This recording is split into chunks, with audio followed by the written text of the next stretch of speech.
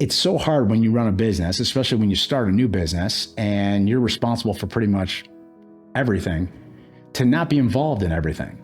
But as you grow and as you add people to your team, you have to learn how to let go. You have to learn how to delegate, and you have to learn, how to be able to let other people who are really good at what they do their thing without stepping in and undermining them and making other people feel uncomfortable because you're micromanaging and standing over their shoulder, checking all their work.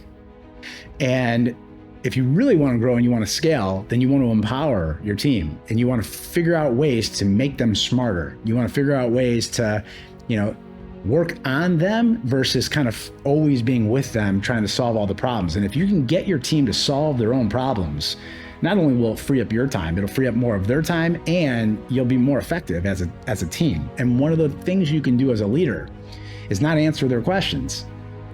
And as someone who likes to solve problems and someone who likes to, be someone that people look to get some advice and be able to figure out how to overcome a challenge, it's really, really hard to be able to just not answer something that you know the answer to, that can just give the person what they're asking, what they need in order to move that project forward. But the problem is, by solving the problem for the person who's coming to you, you cripple them, and you basically do everything you can to not empower them, because they're gonna be habituated to keep coming to you for all the problems. Start answering their questions with questions, and just question their answers. It's a very simple technique, but when they ask you a question, ask them back a question, and typically it's something as simple as, what do you think, or what would you do, or give me 3 solutions that you think you would come up with, and then have them pick the one. And you can always guide them, you can always kind of bring them back and circle another way, but get them thinking.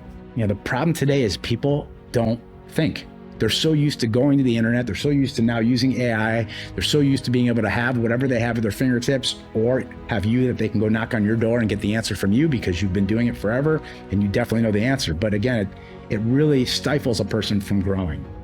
So start answering questions with questions.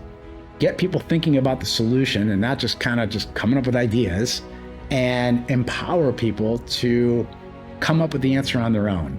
And you will just get so much more out of every single person that you work with. And when you can do that across the board, you get that momentum and that traction and that 10x growth, because you've empowered people. And when you empower people who are coming together, and you don't need all of them, you just need a few, and you empower them to solve their own problems, that's going to be a very, very powerful strategy that most people never bother to invest in. So invest in your people, and invest in making them smarter by solving their own problems.